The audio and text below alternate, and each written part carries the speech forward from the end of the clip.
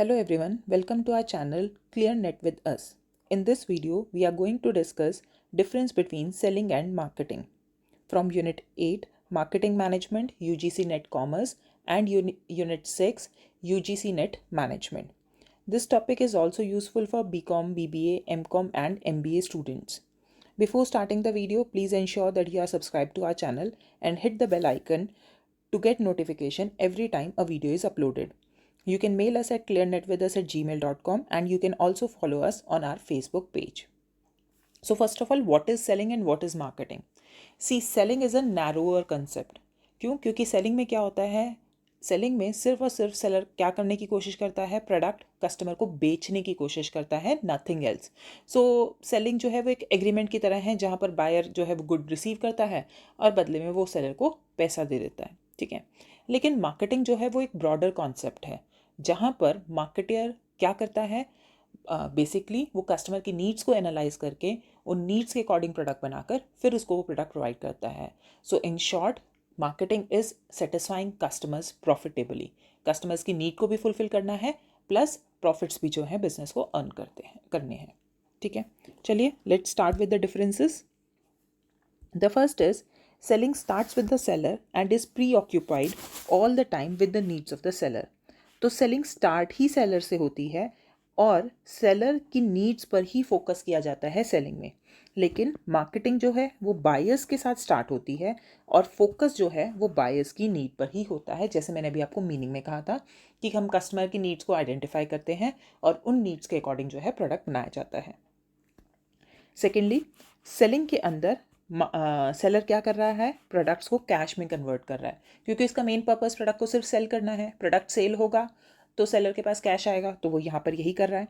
लेकिन as in marketing वहाँ पर हम कस्टमर की नीड्स को फोकस कर रहे हैं, तो हमारा जो पर्पस है वो क्या है, कस्टमर नीड्स को कन्वर्ट करना है हमें प्रोडक्ट में. देन सेलिंग में हम बिजनेस को व्यू करते हैं as a goods producing business क्योंकि आपको गुड्स प्रोड्यूस करने हैं और उनको मार्केट में बेचना है. लेकिन मार्केटिंग जो है वो एक कस्टमर सेटिस्फाइंग प्रोसेस है जहाँ पर मेन एम जो है वो कस्टमर्स को सेटिस्फाई करना होता है. सेलिंग के अंदर फर्म जो है वो प्रोडक्ट बनाती है पहले और फिर देखती है कि अब प्रोडक्ट को हम कैसे सेल करें. लेकिन मार्केटिंग के अंदर क्या होता है, मार्केटिंग के अंदर आप कस्टमर की नीड्स को आइडेंटिफाई करते हो और वो प्रोडक्ट बनाते हो जो कस्टमर की नीड्स को फुलफिल कर रहे हैं. तो ऐसे प्रोडक्ट बन रहा है which is fulfilling the needs of the customer और फिर कस्टमर्स जो हैं वो अपने आप से प्रोडक्ट को खरीदना जो है चाहते हैं. So marketing effort leads to the product that the customers actually want to buy in their own interest. मतलब वो अपने इंटरेस्ट को, अपनी नीड को फुलफिल करने के लिए खुद से प्रोडक्ट जो है वो बाय करना चाहते हैं. Next is sellers motive dominate marketing communication. Marketing communication का मतलब क्या है, प्रमोशन. तो प्रमोशन किस बेसिस पे किया जाता है, सेलर के मोटिव को ध्यान में रखिए. और सेलर का मोटिव क्या है कि उसको प्रोडक्ट को सेल करना है. ठीक है, तो इस वजह से जो प्रमोशन जो है, प्रमोशन में फोकस किस चीज़ पर होता है, प्रोडक्ट को सिर्फ और सिर्फ बेचने पर होता है जो कि सेलर का मोटिव है. लेकिन मार्केटिंग के अंदर again marketing communication means promotion. Promotion जो है वो एज अ टूल देखा जाता है, वो टूल जिससे आप कस्टमर को प्रोडक्ट के बेनिफिट्स बताओगे, आप बताओगे कस्टमर को कि आपको वो प्रोडक्ट यूज़ करके कैसे सेटिस्फेक्शन मिलेगी. तो यहाँ पर जो पर्सपेक्टिव है वो बिल्कुल अलग है सेलिंग से. यहाँ पर हमारा फोकस जो है वो कस्टमर के बेनिफिट्स पर है, कस्टमर के सेटिस्फेक्शन पे है. देन इन सेलिंग कॉस्ट के बेसिस पर प्राइस जो है डिटरमाइन किया जाता है. लेकिन मार्केटिंग के अंदर कंज्यूमर की पेइंग कैपेसिटी, कंज्यूमर के अकॉर्डिंग प्राइस की वैल्यू क्या होनी चाहिए, सॉरी प्रोडक्ट की वैल्यू क्या होनी चाहिए, उसके अकॉर्डिंग जो है प्राइस डिटरमाइन किया जाता है. और फिर प्राइस के बेसिस पर आप कॉस्ट डिटरमाइन करते हो कि इतना हम कस्टमर से प्राइस लेंगे तो उसके बेसिस पर हमारी कॉस्ट जो है वो प्रोडक्ट की इतनी आनी चाहिए. Then we have selling views the customer as the last link in the business. क्योंकि आपने कस्टमर को प्रोडक्ट बेच दिया, बात खत्म हो गई, सेलिंग जो है वो वहीं पर खत्म हो गया. लेकिन मार्केटिंग के अंदर क्या होता है, marketing views the customer as the very purpose of the business. ठीक है, जहां पर कस्टमर को एक सोल ऑब्जेक्टिव माना जाता है कि कस्टमर को आपको सेटिस्फाई करना है. तो आप जो भी कर रहे हो ना मार्केटिंग में, वो कस्टमर के पॉइंट ऑफ व्यू से कर रहे हो. चाहे वो प्रोडक्ट को प्रोड्यूस करना हो, चाहे प्राइसेस डिसाइड करने हो, चाहे गुड्स का डिस्ट्रीब्यूशन हो, चाहे गुड्स का प्रमोशन हो, हर चीज़ में कस्टमर को बेस बनाया जाता है, कस्टमर को फोकस बनाया जाता है, उस बेसिस पे कहा जाता है. फिर है customer consciousness permits the entire organisation, that is all departments and all people in the organisation. मतलब जहाँ यहाँ पर कस्टमर कॉन्शियसनेस ने जो है ना वो स्प्रेड होती है थ्रू आउट द ऑर्गेनाइजेशन, जहाँ पे हर डिपार्टमेंट हर इंडिविजुअल जो है वो फोकस कर रहा है किस पे, कस्टमर पे जो है वो फोकस कर रहा है। नेक्स्ट इज सेल्स जो है वो हमारा प्राइमरी मोटिव होता है सेलिंग के अंदर, और मार्केटिंग के अंदर कस्टमर सेटिस्फेक्शन प्राइमरी मोटिव होता है। फिर है हमारा इंटरनल मार्केट ओरिएंटेशन, मतलब सेलिंग को कहा गया है कि इंटरनल मार्केट ओरिएंटेशन है। इसका मतलब क्या है, जो बिजनेस का ओरिएंटेशन होगा ना सेलिंग के अंदर वो सिर्फ और सिर्फ प्रोडक्ट पे या प्रोडक्शन प्रोसेस पे होगा, सेलर पे होगा, ठीक है। लेकिन मार्केटिंग के अंदर हमने कहा है एक्सटर्नल मार्केट ओरिएंटेशन है। एक्सटर्नल मार्केटिंग ओरिएंटेशन का मतलब क्या है, जो बिजनेस का ओरिएंटेशन है वो किसकी तरफ है, बिजनेस का ओरिएंटेशन जो है वो मार्केट की तरफ है, वो कस्टमर्स की तरफ है। आज के टाइम पर इंटरनल मार्केट ओरिएंटेशन को क्रिटिसाइज किया जाता है और एक्सटर्नल मार्केटिंग ओरिएंटेशन को जो है वो चेरिश किया जाता है। नेक्स्ट है selling concept takes an inside out perspective, क्योंकि हम फोकस ही सेलर पे कर रहे हैं तो इसीलिए सेलिंग जो है वो इनसाइड आउट पर्सपेक्टिव है। लेकिन मार्केटिंग में हम कंज्यूमर पे फोकस कर रहे हैं, इसीलिए ये आउटसाइड इन पर्सपेक्टिव जो है वो है। Then we have, it is a narrow concept, selling is a narrow concept related to product, seller and sales activity। क्योंकि बेसिकली क्या हो रहा है, सेलर जो है वो प्रोडक्ट बना रहा है, उसको बेचने पे फोकस कर रहा है, ठीक है, तो इसीलिए ये नैरो कॉन्सेप्ट है। लेकिन मार्केटिंग जो है आज के टाइम को देखते हुए, आज के मार्केटिंग एनवायरनमेंट को देखते हुए हम कह सकते हैं एक ब्रॉड, कंपोजिट और वर्ल्ड वाइड कंसेप्ट है जो हर कोई फॉलो कर रहा है, ठीक है। Next we have selling involves push strategy and marketing is more pull than push strategy. अब पहले पुश स्ट्रैटेजी क्या होता है। पुश स्ट्रैटेजी वो स्ट्रैटेजी होती है जहां पर प्रोडक्ट को हम पुश करते हैं टुवर्ड्स द कस्टमर। लेकिन एक पुल स्ट्रैटेजी होती है जहां पर कस्टमर सामने से आके डिमांड करता है प्रोडक्ट को, ठीक है। जैसे पुश स्ट्रैटेजी में आप कह सकते हो आप ट्रेड शोज ऑर्गेनाइज करते हो, ठीक है, या फिर आप कस्टमर्स को डायरेक्ट सेल कर रहे हो प्रोडक्ट, या आप पैकेजिंग ऐसी कर रहे हो ताकि कस्टमर आके प्रोडक्ट खरीदे, ठीक है। लेकिन पुल स्ट्रैटेजी के अंदर जो है कस्टमर सामने से आके प्रोडक्ट मांगता है, कि कस्टमर कह रहा है कि मुझे ये प्रोडक्ट चाहिए, तो रिटेलर्स जो है उनको अपने पास ये प्रोडक्ट रखना पड़ता है। जनरली पुश स्ट्रैटेजी जो है ना वो लो प्राइस प्रोडक्ट्स में ज़्यादा काम करती है, क्योंकि वहाँ पर आप कस्टमर को बहुत तरीक़ों से जो है अट्रैक्ट कर सकते हो। मतलब अगर आप शेल्फ पे प्रोडक्ट को डिस्प्ले करोगे, ठीक है, मतलब आपने शेल्फ पर डिस्प्ले करके दिखा दिया कि प्रोडक्ट अवेलेबल है मार्केट में, तो कस्टमर जब शॉपिंग करता है तो वो चलते चलते उठा लेता है।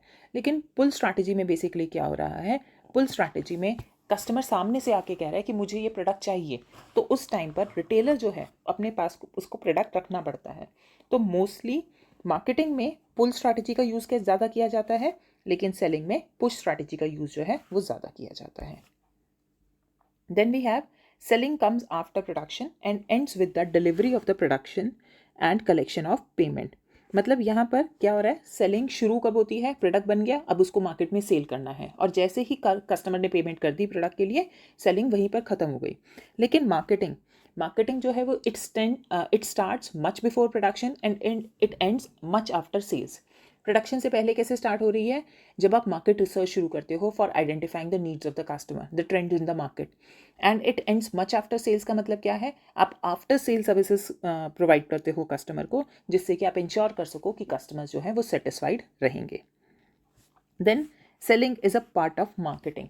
सेलिंग जो है वो एक फंक्शन है मार्केटिंग का, लेकिन मार्केटिंग एक वाइडर नोटेशन है, एक वाइडर ब्रॉडर एस्पेक्ट है जिसमें बहुत सारी एक्टिविटीज़ आती हैं, चाहे वो मार्केटिंग रिसर्च हो, प्रोडक्ट प्लानिंग एंड डेवलपमेंट हो, बाइंग एंड असेंबलिंग हो, सेलिंग हो, प्राइसिंग हो, प्रमोशन हो, एंड एनीथिंग, ठीक है। Then over emphasises selling over emphasises the exchange aspect without caring for the value satisfactions inherent in the exchange। तो selling में हम फोकस करते हैं एक्सचेंज पर, कि कस्टमर प्रोडक्ट ले और पैसा दे दे, ठीक है, वहाँ पर हम परवाह नहीं करते हैं कि कस्टमर सेटिस्फाई हो रहा है या नहीं हो रहा है। लेकिन मार्केटिंग के अंदर हम बेसिक फोकस जो है वो वैल्यू सेटिस्फेक्शन पे होता है, कि कस्टमर को वैल्यू भी मिले, मतलब कस्टमर को ज़्यादा बेनिफिट्स मिले ओवर द कॉस्ट, और साथ में कस्टमर्स जो हैं वो सेटिस्फाई हो जाए, ठीक है। Next is the main job is to find the customers for your product. मतलब सेलिंग में क्योंकि आपका प्रोडक्ट ऑलरेडी बन चुका है, तो आप प्रोडक्ट बनाने के बाद अपने लिए जो है वो कस्टमर्स ढूंढते हो। लेकिन मार्केटिंग के अंदर क्या हो रहा है, मार्केटिंग के अंदर आप कस्टमर्स के लिए सही प्रोडक्ट बनाते हो, सही प्रोडक्ट ढूंढते हो। So the job is to find the right products for your customers. Selling के अंदर सेलिंग और कन्वर्सेशनल स्किल्स चाहिए प्रोडक्ट को बेचने के लिए, लेकिन मार्केटिंग के अंदर कंसेप्चुअल और एनालिटिकल स्किल्स चाहिए, क्योंकि आपको उनकी नीड्स को स्टडी करके, उनको एनालाइज करके फिर उनके लिए प्रोडक्ट बनाना है। Then we have seller's requirement and preference dominates the formulation of the marketing mix। मतलब मार्केटिंग मिक्स में आपके 4 P's आते हैं, तो प्रोडक्ट, प्राइस, प्लेस, प्रमोशन, ये सब कुछ जो है वो सेलर डिसाइड करता है, सेलर के अकॉर्डिंग होता है। लेकिन मार्केटिंग के अंदर वो कस्टमर के अकॉर्डिंग होता है, बायर के अकॉर्डिंग जो है होता है। Then in selling emphasis is on staying with the existing technology and reducing cost. हम अपनी पुरानी टेक्नोलॉजी के साथ ही प्रोडक्ट बनाते हैं और अपनी कॉस्ट को रिड्यूस करने की कोशिश करते हैं। लेकिन मार्केटिंग जो है ना, वो एक इनोवेटिव प्रोसेस है, जहाँ पर इनोवेशन पे बहुत स्ट्रेस किया जाता है, नई टेक्नोलॉजी यूज़ की जाती है, ताकि हर बार हमारी कोशिश होती है हम एक बेटर प्रोडक्ट जो है वो कस्टमर को प्रोवाइड करें, जो कि हम अपग्रेडेड टेक्नोलॉजी के साथ ही कर सकते हैं, ऑब्सोलीट टेक्नोलॉजी के साथ नहीं कर सकते हैं।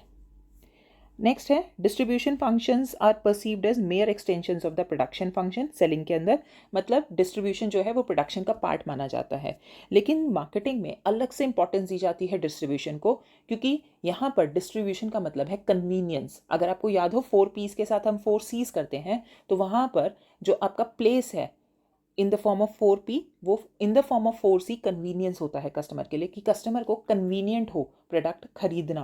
तो जहाँ उसको प्रोडक्ट चाहिए उसको वहाँ पर प्रोडक्ट अवेलेबल कराया जाता है, इसीलिए इसको कन्वीनियंस कहा जाता है। ठीक है। नेक्स्ट है emphasis is on somehow selling, मतलब किसी भी तरह से प्रोडक्ट को बेचना है।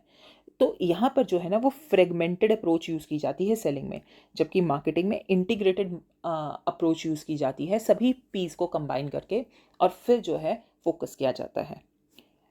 लास्टली जो सेलिंग में हम प्रिंसिपल फॉलो करते हैं दैट इज कैवेट एम्प्टर, जिसका मतलब होता है let the buyer beware.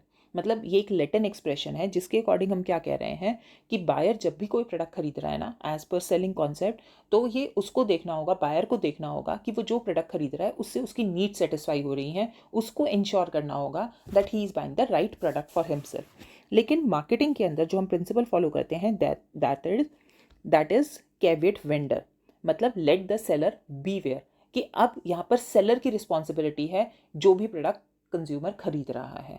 So let the seller beware. तो ये थे हमारे differences between selling and marketing. अगर हम इसको इस तरह से देखें तो देखिए ये हमारा सेल्स ओरिएंटेशन है, ये मार्केटिंग ओरिएंटेशन है। जैसे कि अभी हम डिफरेंसेस में देख चुके हैं कि सबसे स्टार्टिंग पॉइंट क्या होता है सेलिंग में, प्रोडक्शन, कि आप गुड्स की प्रोडक्शन करते हो और फिर उसको मार्केटिंग में सेल करते हो, उस प्रोडक्ट को आप मार्केट में सेल करते हो और उसके लिए आप कस्टमर्स ढूंढते हो। तो फोकस जो है वो किस पे होता है, सेलर की नीड्स पर होता है। लेकिन मार्केटिंग ओरिएंटेशन के अंदर जो हमारा स्टार्टिंग पॉइंट ही है वो क्या है, कस्टमर नीड है। ठीक है, सबसे पहले आप कस्टमर नीड्स एनालाइज करते हो, उसके बेसिस पर आप प्रोडक्ट बनाते हो और फिर उस प्रोडक्ट को आप मार्केट में सेल करते हो। तो यहाँ पर जो हमारा फोकस है वो किस पे है, वो फोकस जो है वो कस्टमर की नीड्स पर है। ठीक है। अब हमारे ना 2 ऑथर्स हैं, एक हैं थियोडर लेविट और एक हैं पीटर एफ ड्रकर। उन्होंने रिलेशनशिप इस्टेब्लिश किया था मार्केटिंग और सेलिंग में। तो वो दोनों क्या कहते हैं इसके बारे में आइए देखते हैं। थियोडर लेविट कहते हैं selling focuses on the needs of the seller and marketing on the needs of the buyer. अभी हमने डिफरेंस में भी ये देखा कि सेलिंग में हमारा फोकस जो है वो सेलर की नीड्स पर होता है, मार्केटिंग में हमारा फोकस बायर की नीड्स पर होता है। So selling is preoccupied with the seller's need to convert his product into cash. ये भी अभी हमने डिफरेंस में देखा था, जहाँ पर कहा था सेलिंग के अंदर हम प्रोडक्ट को कैश में कन्वर्ट करते हैं और मार्केटिंग में कस्टमर नीड्स को हम प्रोडक्ट में कन्वर्ट करते हैं। Marketing with the idea of satisfying the needs of the customer bye means of the product, मतलब आप कस्टमर की नीड्स को कैसे सेटिस्फाई कर रहे हो, उनकी नीड्स के अकॉर्डिंग प्रोडक्ट बना के, and the whole cluster of things associated with creating, delivering and finally consuming it. ये सब किस बेसिस पर हो रहा है, आप उनके अकॉर्डिंग प्रोडक्ट्स को क्रिएट करते हो, डिलीवर करते हो और फिर कंज्यूमर्स उनको कंज्यूम करते हैं।